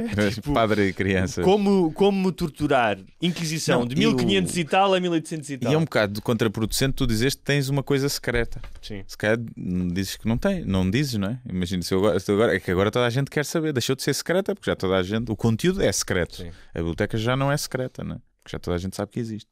Faz-me lembrar. Deve ser os evangelhos que não deram jeito de usar. Mas muitos deles muitos deles são conhecidos. Pois, mas devem ter outros. Sim, já tem outros. Devem ter outros. Se calhar tem mesmo. Faz-me lembrar o livro e o filme O Nome da Rosa, não é? Que ele escondeu na biblioteca os livros cómicos, porque achavam que o riso era a conspurcação do espírito e levava à degradação espiritual.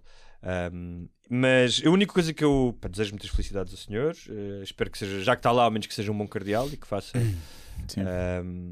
Mas achei muito curioso, juro-te que me senti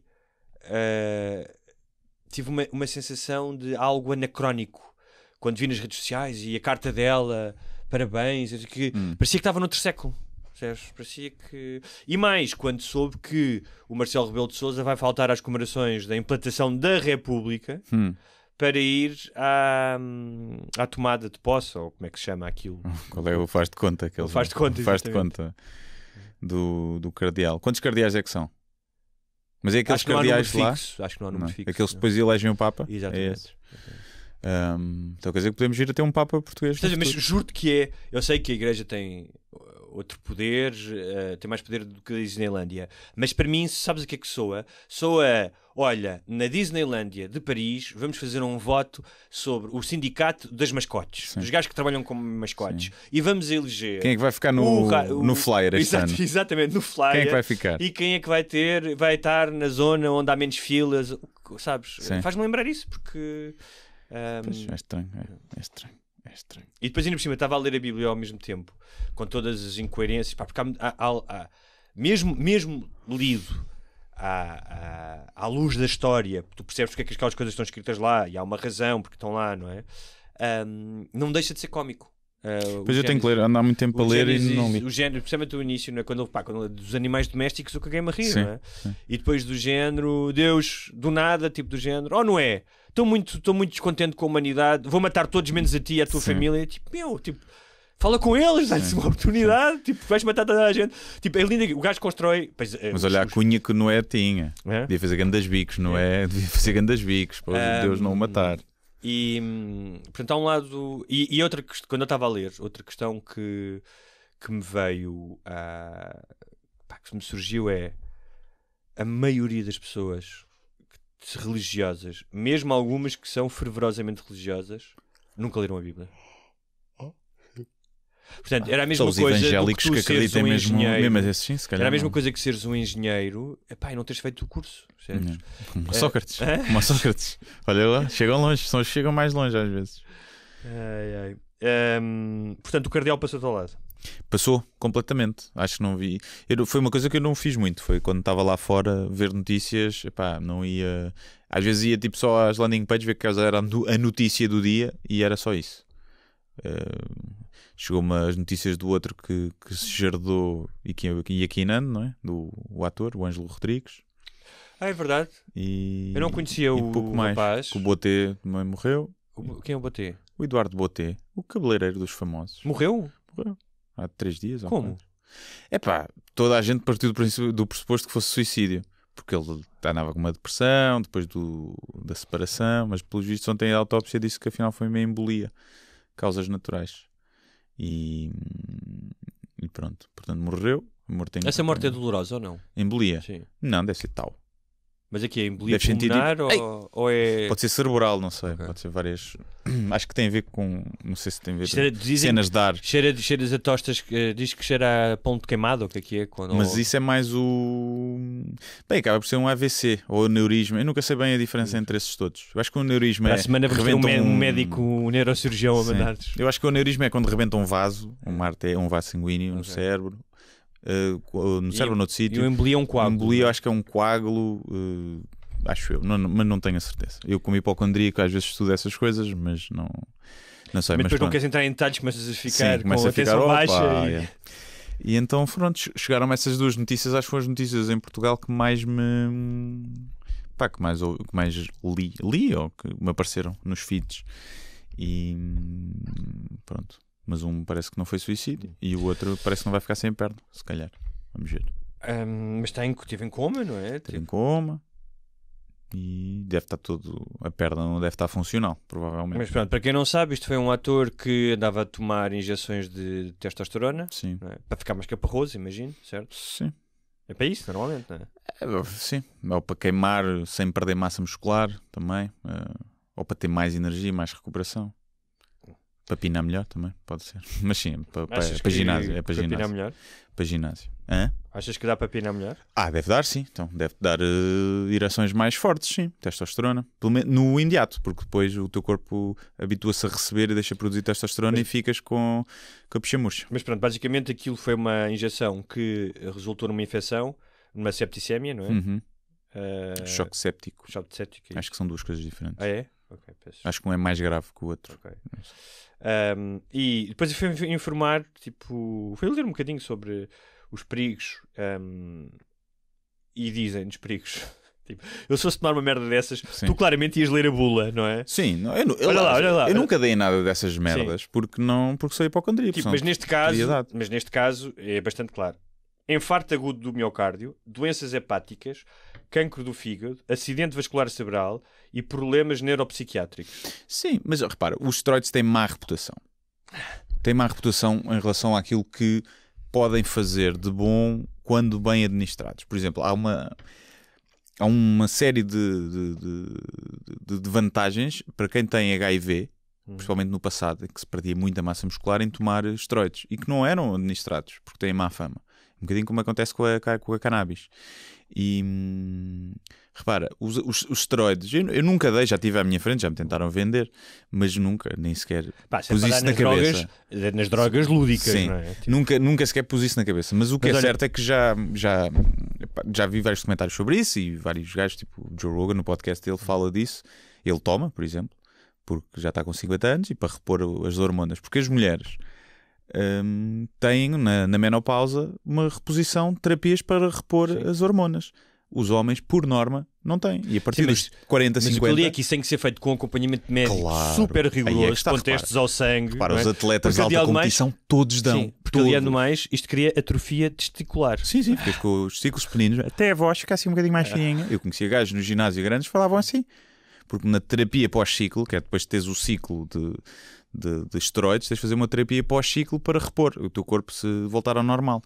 E depois nessa fase, aquilo como testos, tipo esses esteroides, fazem com que o teu corpo produza mais estrogênio, hormonas femininas. Então ficam com as mamitas, os tomates encolhem, ficam assim com uma vozinha às vezes assim um bocadinho. Então, às vezes vês gajos assim grandes falam assim: porrada, meu. Vou estar com a minha pichamola, vou estar com a minha pichamola na cabeça. E agora, são coisas que, bem tomadas, o risco é muito baixo. O que é que acontece? Não é legal. Não é legal, as pessoas vão comprar ao Brasil como ele fez e injetar-se em casa. Fodem-se. Quem é a culpa? É dele ou é de não legalizarem uma coisa que é como as outras drogas, que é para teu uso, não estás a fazer mal a ninguém, porque é que não é legal? Porque é que não é feito com acompanhamento médico? Não sei. É estranho. Olha, Dito isto, comam bem e vão ao ginásio. Não precisam de... Ninguém precisa de esteroides para ficar com um corpo fixe. Sim, e não precisas... Só vai ficar fixe mais rápido. Não, e o facto de seres mais do que tudo, o mais importante é ser saudável. Eu entendo a forma que a estética pode ser importante, mas... um gajo que vive do corpo, como esse vive, não é? Vivia o Ângelo Rodrigues. Ele não vivia das capacidades fantásticas dele de cantar ou de representar. Ele voltou à Ribalta quando apareceu na capa da Max Man todo esculpido. E tanto eles como elas vivem. É uma vivem personagem disso. Que não olha, o gajo é muito fã do humor negro, portanto há de gostar de todas as piadas que se fizeram com ele. Olha, ótimo, ao menos isso. Ao menos quando acordar já tem muito que se rir. Houve uma polémica, supostamente uma polémica com o special do Dave Chappelle, que eu já vi, tu também já viste? Já vi. Aliás, aconselho. O do Bill Burr também já vi, gostei muito. Vi ontem, sim. Gostaste do Bill Burr? Acho que gostei mais do Bill Burr, provavelmente. Eu acho que acho que o do Bill Burr depois caiu um bocadinho. Mas a primeira meia hora acho que é incrível. Mas o do Bill Burr tem uma coisa fixe, não vamos falar detalhadamente, mas aconselhamos a ver, que é... O Bill Burr parece que faz aquilo com uma maior leveza. Ou seja, parece que não há tanto uma intenção de estar a pregar a alguém. É mais... isto é o que acontece na minha vida. Nem de espicaçar. No Chapéu vês claramente uma cena de espicaçar. Mas eu gosto mais do Chapéu como comediante. Claro, mas os dois espicaçam. Ou seja, os dois são gajos que... Mas o outro parece que... Eu já vi isso em ti o outro parece mesmo que sente é para foder, agora é para foder. Sim. Como dizem os espanhóis, os espanhóis têm uma coisa que é para roder. É só para foder o juiz. Não é? E isso é normal. Diz a um comediante, não podes falar sobre isto. Então... Agora, o que eu achei engraçado foi, até junto de amigos meus, disseram, não tem muita piada, ou o gajo está a querer ser cancelado, porque agora é engraçado, eu comecei a perceber que a palavra cancelado entrou realmente no vocabulário. Não, no português nunca ouvi. Está bem. Mas... o cancelled, sim. Lá fora, sim. É o cancel culture. Sim, mas já entrou para cá, porque estamos a falar de gente que vê... Foi a primeira vez que eu ouvi alguém a dizer. Foi agora, tu. Sim, alguém a dizer isso. Eu percebo, mas estou a dizer Nós já Deves-te mexer em meios muito esquerdalhas. Não. Nós já falámos do cancel culture aqui no podcast. Sim. Não é? E que é uma coisa muito... Não, mas foi a primeira vez que eu vi traduzida para português. Utilizada o termo quer ser cancelado. Sim. Nunca tinha ouvido. Pois não tinha pensado nisso. Se calhar a pessoa em questão utilizou até a palavra em inglês. Não sei. Mas... é engraçado porque pelo menos o conceito, seja a palavra em inglês ou português, o conceito de tu seres penalizado por uma coisa que disseste, não é? Penalizado em termos até profissionais, é algo recente, não é? Ou seja, pelo menos com esta Kevin Hart. Havia nas ditaduras, não é? Não, eu sei, mas estou a dizer estou a dizer no domínio cultural e das artes e do entretenimento, não é? É uma coisa recente, não é? Eu imagino que Não, sempre houve, não é? Nas ditaduras. Sim, mas eu estou a dizer no meio supostamente em democracia tal que é como recente, o Me Too é uma tendência recente, isto também é uma tendência mais recente. Sim. Com estamos a falar de gajos que ganham milhões, a Roseanne Barr, não é? Uma série de pessoas que deixaram de poder trabalhar por dizer ou fazer algumas coisas. E eu achei interessante e parti para o especial até um bocado desiludido. Eu gosto tanto do Chappelle e tal. E mais do que tudo, ele fala da questão do Michael Jackson, não é? Da questão dos transexuais, mas mais do que tudo, mais uma vez, eu acho que há uma questão de contexto, porque mesmo nas coisas que ele pode ser, como a questão do Michael Jackson, não é? Que diz que não acredita nos miúdos. Tem piada ele dizer aquilo. Não só ele tem piada, é só isso. Como ele depois também goza com o Michael Jackson e depois que ele depois tem um epílogo a seguir, não é? Acho que é no epílogo que ele diz de um gajo que conhecia o Michael Jackson e que lhe perguntaram, acho que o Chappelle lhe perguntou, mas tu achas que o Michael Jackson, eu vou estragar a piada, mas tu achas que o Michael Jackson dormia com miúdos? E ele acho que lhe diz, Dave, se fosse proibido por lei dormir com mulheres, quanto tempo é que tu aguentavas fora da cadeia? Sim, não é? Portanto, ele ao fim e ao cabo também está, ou seja, ele sabe que o Michael Jackson também se calhar não era o... Sim, o que ele está a dizer, eu não quero também estar a estragar, mas acho que para efeito da discussão, ou seja, eu vi, por exemplo, na Vice americana, que é a coisa, era uma coisa altamente vanguardista, a Vice, e tornou-se uma merda, que eu não percebo o que é aquilo, pelo menos a americana, e a dizer, ou seja, a transcrever as piadas. Porque é que as pessoas não devem ver o Dave Chappelle? E depois dizia, ele a certa altura afirma que as crianças até se deviam sentir importantes porque chegavam à escola e diziam que o Michael Jackson tinha das minhas piadas desse beat. Ou seja, eles põem aquilo como uma afirmação, não é? Que é sempre transcrever piadas, dá sempre essa merda. E depois primeiro, não era a intenção do Dave Chappelle quando diz isso, e depois, porque é que aquilo tem piada? Porque tem macabramente um fundo de verdade. Claro, que é da celebridade, da cultura da celebridade. Um fundo de verdade, claro. porque realmente aquelas crianças... E com os pais deles, que falavam assim, não é? Que realmente uma criança, não quer dizer que isso não seja pedófilo na mesma, e que se calhar ainda é pior porque consegue manipular, não como se viu naquele documentário, a ser verdade, que era... Eles amavam-no. Sim. Eram abusados e amavam-no. Aquelas crianças só não diziam na escola porque não podiam, mas sentiam exatamente isso. Que sentiam era, tipo, eu o rei da pop chupa uma picha. Claro, estás a ver? Claro. E então aquilo tem piada porque tem um fundo de verdade, mas por outro lado sentes que ele está a dizer aquilo a gozar. Sim. E então, é esta forma literal de ver o humor e é uma forma burra. E burra e não é só burra, é pessoal que se escolhe, vou-me indignar com isto porque não faz parte aqui da minha agenda porque toca nestes duas temas. Coisas. Eu acho que a maioria das pessoas quando comentam sobre temas destes, às vezes nem veem os especiais. Sim. Não sei se viste o que é que aconteceu no Rotten Tomatoes. Eles primeiro meteram só uma pontuação dada por 5 críticos e todos lhe deram 0. Quando abriram ao público tem 99 neste momento. Porque depois há o... Mas viste a diferença? Eu vi uma imagem que era o Nanette e o Chappelle. O Nanette dos críticos tinha 99% e do público tinha tipo 40 e tal. Sim. E o Chappelle tinha dos críticos tipo 40 ou 50 e do público tinha 100. Ou seja, lá está, essa dualidade. Sim, especialmente, pode haver sempre, não tem que haver uma sintonia. Eu não acho que fosse o melhor especial dele, de longe. Agora, eu acho que isto está tudo inclinado de uma forma ideológica. As pessoas já não são capazes de ver as coisas. Ou seja, se calhar houve ali temas que eu podia não discordar com ele de alguma maneira, apesar de que eu acho que é injusto, ou seja, eu acho que, como tu disseste, agarram e tiram as coisas fora do contexto. Sim. Mas isso não me implica, ou seja, aquele homem não está a fazer propaganda para fazer mal a alguém. Não é para concordar ou deixar de concordar um especial de comédia. Exatamente. Tão simples quanto isso. Mas, ou seja, tu já tenho que fazer esta ressalva, não é? Que é, apesar de eu como tu dizes, não é para concordar, mas imaginemos que... A não ser que seja uma cena tipo na net, sim, que não é comédia, não é comédia, que é claramente opiniões. Mas para ver o ponto a que isto chega, estava a ouvir uma feminista, começou a fazer, ou seja, feminista, mas nos anos 70, que procuravam, que era uma luta diferente. Pronto.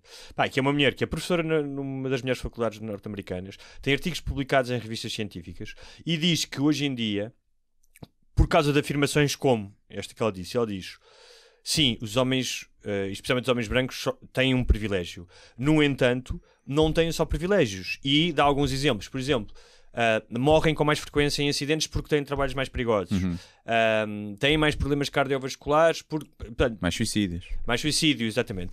E o que ela está a dizer, ela não está a minar a luta pela igualdade de oportunidades das mulheres. Ela está apenas, como cientista, a dizer sim, é verdade, tem privilégio, mas não é tudo. Também há lá coisas, ou seja, também os homens precisam de ajuda e colaboração. É como dizes que as mulheres são prejudicadas realmente em muitas coisas, mas também têm privilégios noutras, não é? E ela diz isso também. E o facto de ela dizer isto, ainda que seja feminista histórica, mas feministas históricas, foi quando estas meninas ainda nem tinham nascido, ela andava realmente na rua.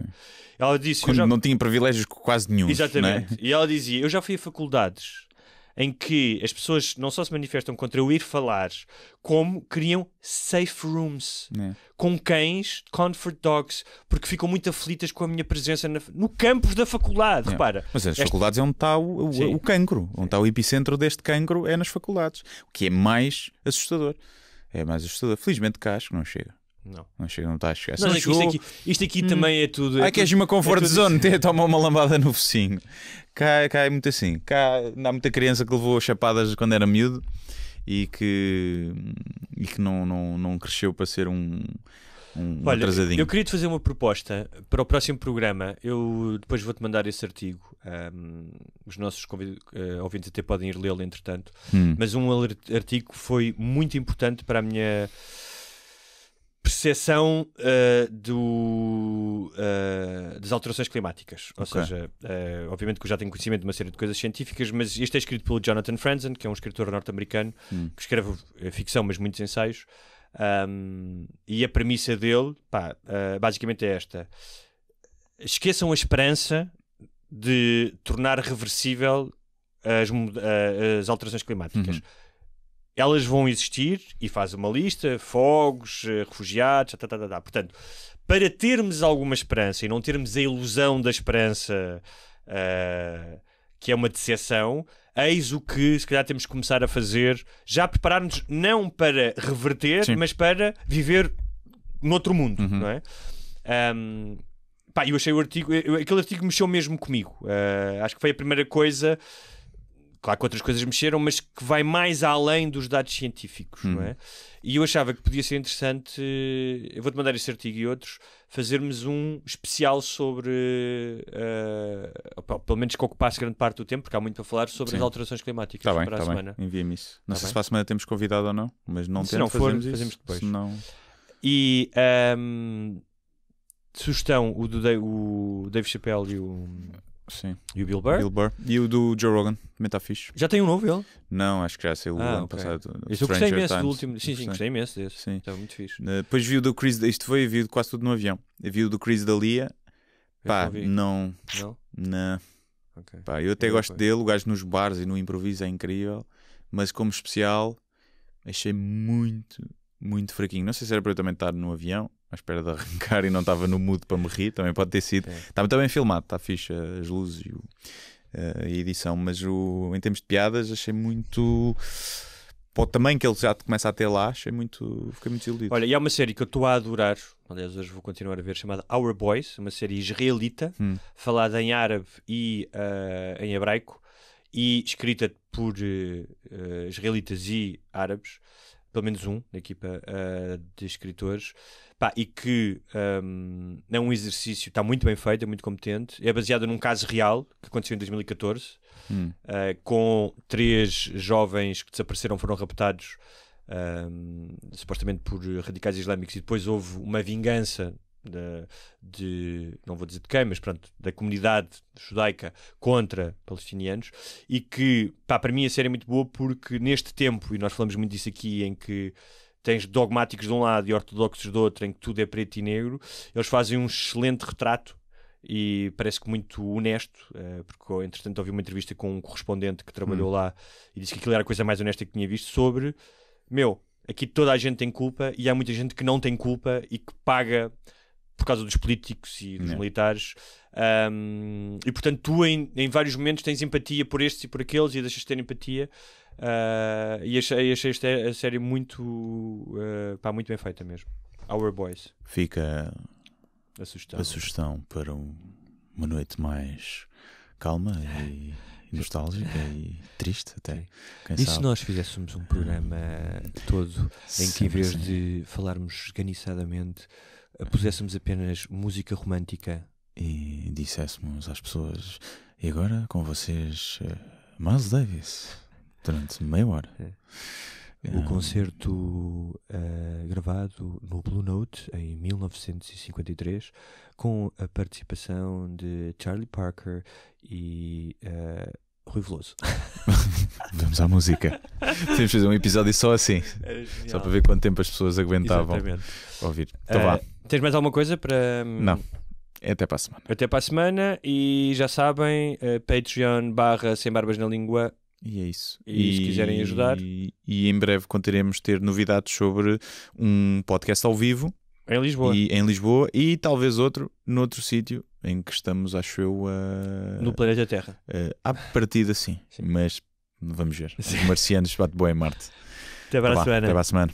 Muito obrigado por assistirem a mais um episódio Sem Barbas da Língua.